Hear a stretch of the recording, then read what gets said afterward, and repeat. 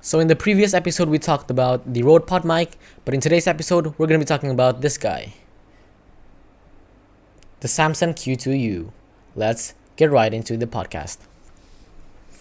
So in today's podcast, we're going to be discussing about the Samson Q2U. The Samson Q2U is a very good microphone for a budget, for you guys who are on a budget. But if you guys are here for a review, you guys can log out now, because this video is definitely not a review. It's definitely not even a overview of a product. It's just me giving you my experience. And if you guys don't know who I am, I'm FineResolve. Also, this is the Cozy Cave project, which is like a podcast type of series. And what we do here is we give experiences about products and not reviewing it. So if you guys are here for a review, I'm sorry guys. You can check our reviews at podcast stage. There's like other reviewers that give really good reviews, and I just don't want to give reviews because there's plenty of reviews out there. So I'm gonna give you my first-hand experience on the Samson Q2U. So let's get right into it. So first of all, the initial impressions. What do I think of this thing right here when I just got it? It's kind of underwhelming actually. It's not underwhelming in the sense that I'm not impressed with this microphone. It's underwhelming in a sense that it feels cheap. I know I'm buying a cheap product, but it feels super cheap. Not the mic itself, but the whole package itself. The package is this weird sort of kind of plasticky, Chinesely branded package, which is not good. It looks like a fake thing. It looks like a fake SM58, if you say so. And I don't like it at all. They come with headphones, which for me is useless. They're not good. It's a good addition to give headphones.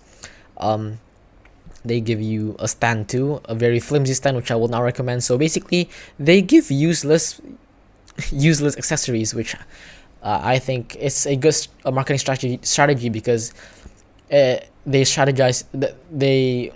advertise it as a podcasting packet because you have the stand, the headphones, and everything, and so people will want to buy it, but they'll be disappointed to know that really the accessories are just dumb. They're just not good. But the microphone itself, this guy itself, is actually really good, and I'm surprised with how good it is. First of all, the feel.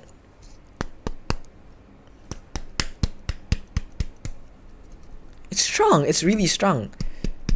It's not as strong as the pod mic if you've seen my other videos, but it's still really strong. As you can see, it has this like metal grill, and this sort of like a gray type of finish in the bottom. It's not, I think it is metal, but I don't know why the pod mic just feels more sturdier. And this is, by the way, this is $60, okay? This is not an expensive microphone. It's a very budget one. So overall, the mic itself without the accessories, initial impressions, quite good. Quite impressed with the build quality and the shape of it itself. It's quite pretty actually. It's like a Shure SM58. It's quite pretty. Not as pretty as the Rode Pod mic, but pretty enough to be a podcasting microphone. So let's get into the sound, which is the most important part of a microphone, right? It sounds phenomenal, guys. I mean, for $60, you've seen a lot of reviewers rant about this, like they just say how good this thing is, and I couldn't agree more. This is a very fantastic microphone if you're on a budget. Even with the USB connector, it's a really legible microphone even to use. Sometimes if you use this as like in like a semi-professional studio, you probably can go away with it. It's just that good. And sometimes even the USB can be better than the XLR, and let me explain how that can work. So I have an XLR interface, which is a cheap one, the Altron XU2, which if you've seen my previous videos, I've mentioned that it has little to no gain. And so sometimes, even with this one, if I need to push the gain all the way up, using the USB connection might be even a better choice than the XLR interface, which is a very handy addition to this microphone. And I'm aware that this is similar to the ADR 2100, but I'm pretty sure this is better. Like, a lot of reviewers have said this is better, and I think too this is better than the ADR 2100. Even looks better too. I just can't stop thinking about this gorgeous thing because it's just really a good value for its money. You have a USB port for USB connection, and you have an XLR port for the XLR connection. Really a fantastic deal right here. And if you guys are wondering what the sound sounds like, how do I say it?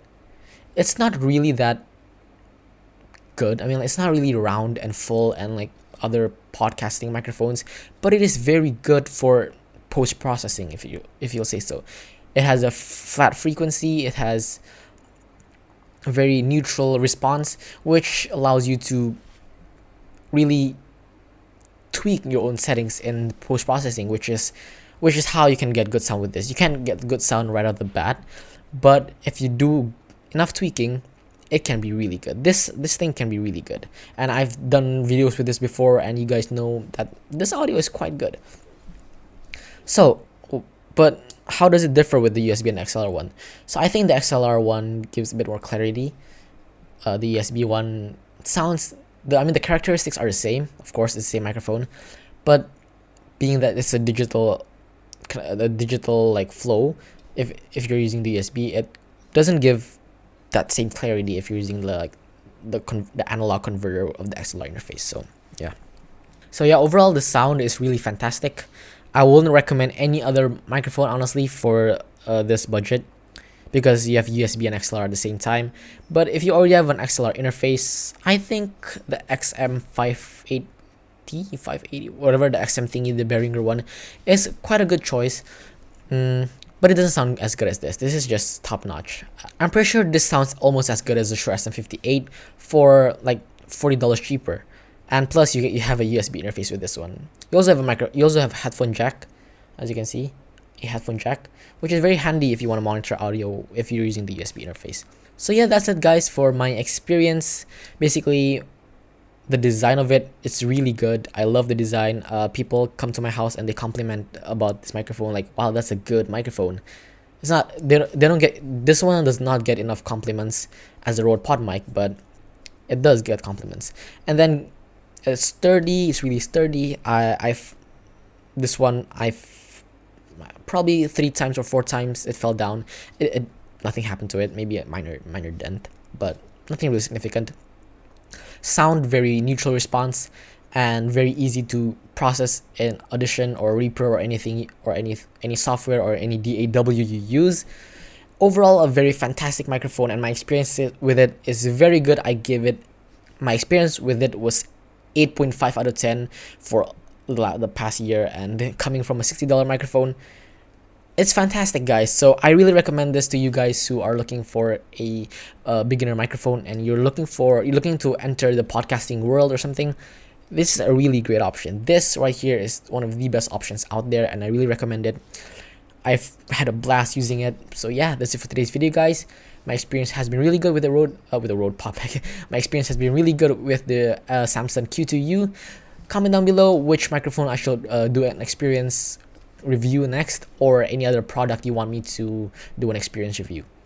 That's it for today's video, guys. I hope you enjoyed it. Peace.